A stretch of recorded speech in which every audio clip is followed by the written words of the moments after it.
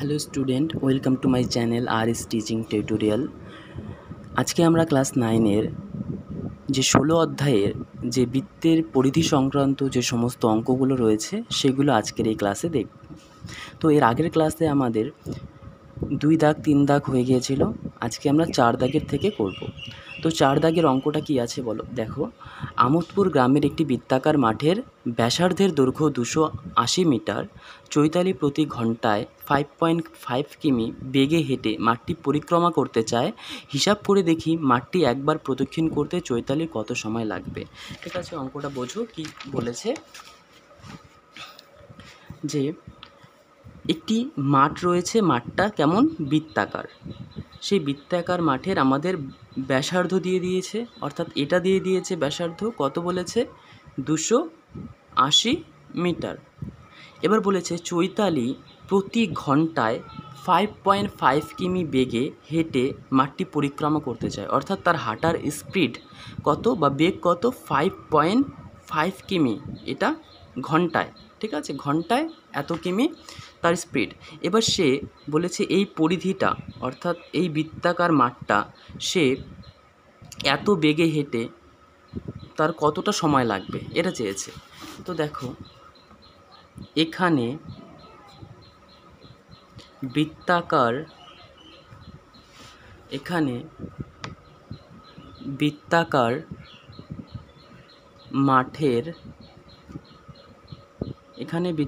মাঠের ব্যাসার্ধ কত 280 মিটার।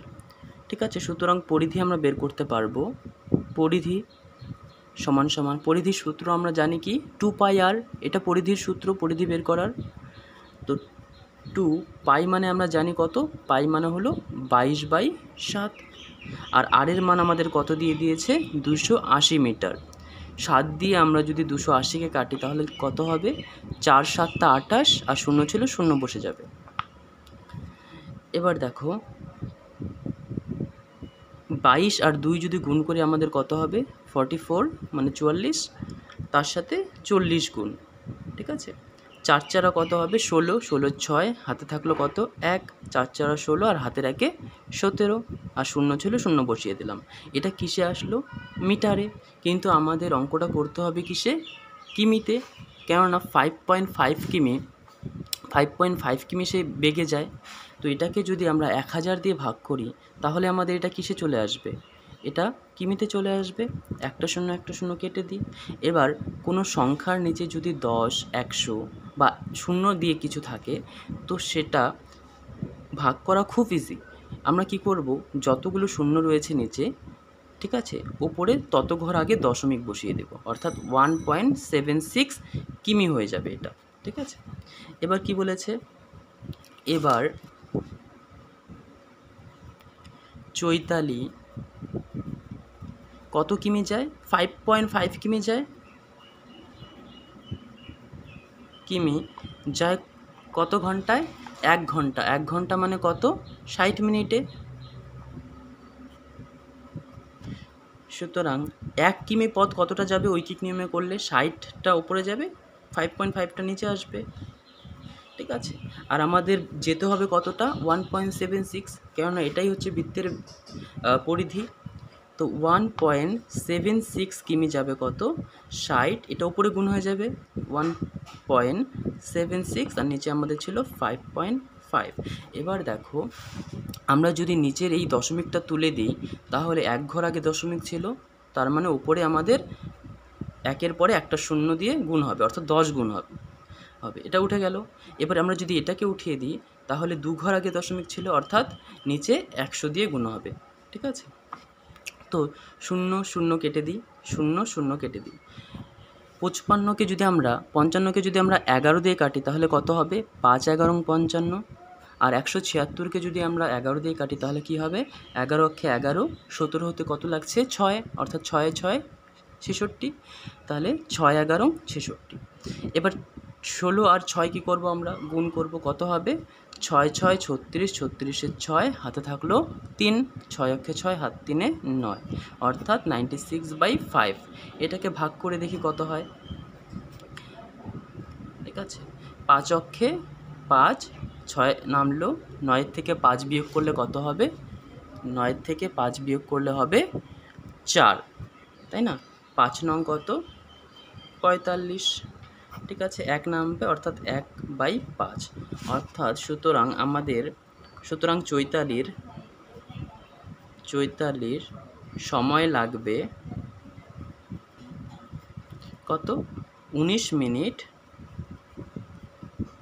আর 1/5কে আমরা সেকেন্ডে করলে 60 দিয়ে গুণ করব, 5 দিয়ে 60কে কাটলে কত হবে? 12, সুতরাং 19 মিনিট 12 সেকেন্ড, এটা আমাদের অ্যান্সার চলে আসবে। তো এবার আমরা 5 দাগের অঙ্কটা দেখব। 5 দাগের অঙ্কটা দেখো কি বলেছে, তথাগত একটি তামার তার আয়তাকারে বেঁকিয়েছে, যার দৈর্ঘ্য 18 সেমি এবং প্রস্থ 15 সেমি। আমি এই তামার তারটি বেঁকিয়ে বৃত্ত তৈরি করলাম, হিসাব করে এই বৃত্তাকার তামার তারটির ব্যাসার্ধের দৈর্ঘ্য লিখি। দেখো এখানে কি বলেছে, তথাগত একটি তামার তারকে আয়তাকারে বেঁকিয়েছে, ঠিক আছে, আয়তাকারে বেঁকিয়েছে, আবার এই তারটা দিয়ে সে বৃত্ত বানিয়েছে একটা, ঠিক আছে। তাহলে এখানে কি সমান হবে বলো তো? এখানে দেখো যে যতটুকু তার বেঁকিয়ে সে আয়তাকার বানিয়েছে, ততটুকু তার বেঁকিয়ে সে কী বানিয়েছে? বৃত্তটা বানিয়েছে। তো এখানে এই আয়তাকারের পরিসীমা আর বৃত্তের পরিসীমাটা কি হবে? সমান হবে, ঠিক আছে। তো দেখো অঙ্কটা কি, আয়তাকারের দৈর্ঘ্য আমাদের বলে দিয়েছে কত? 18 সেমি, এবং প্রস্থ কত বলেছে? 15 সেমি। সুতরাং এর পরিসীমা অর্থাৎ আয়তাকারের পরিসীমা, আমরা সূত্র কি জানি আয়তাকারের পরিসীমা বের করার? 2 ইন্টু দৈর্ঘ্য প্লাস প্রস্থ, এটা আমাদের আয়তাকারের পরিসীমা বের করার সূত্র। 2 লিখলাম, দৈর্ঘ্য কত আমাদের বলেছে? 18, আর প্রস্থ কত ছিল? 15, তাই না? তো 2, 18 আর 15 যোগ করলে কত হবে? 33। এবার 33-র সাথে 2 যদি গুণ করি তাহলে কত হবে? 66, এত সেমি। এটা কি বের হলো? এটা আয়তকারের পরিসীমা বের হলো, ঠিক আছে। এবার এই পরিসীমাটার সমান কি হবে? বৃত্তের পরিধিটা হবে, কেননা একটা তারই বেঁকিয়ে সে একবার আয়তাকার বানিয়েছে, একবার বৃত্ত বানিয়েছে। তো ধরি বৃত্তের ব্যাসার্ধ কত? আর, ঠিক আছে, বৃত্তের ব্যাসার্ধ ধরি আর।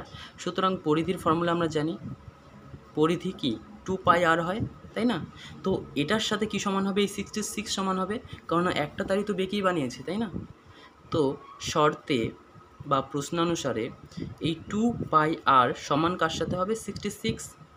2 ইন্টু পাই মানে আমরা জানি কি 22/7 into r is equals two 66।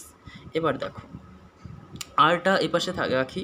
এবার কোনো সংখ্যাকে যদি আমরা সমান সমানের ওপাশে নিয়ে যাই, সেটা যদি যোগ থাকে তাহলে ওপাশে গেলে বিয়োগ হয়ে যায়, আর যদি ভাগ আকারে থাকে তাহলে সেটা ওপাশে গিয়ে গুণ আকারে হয়ে যায়।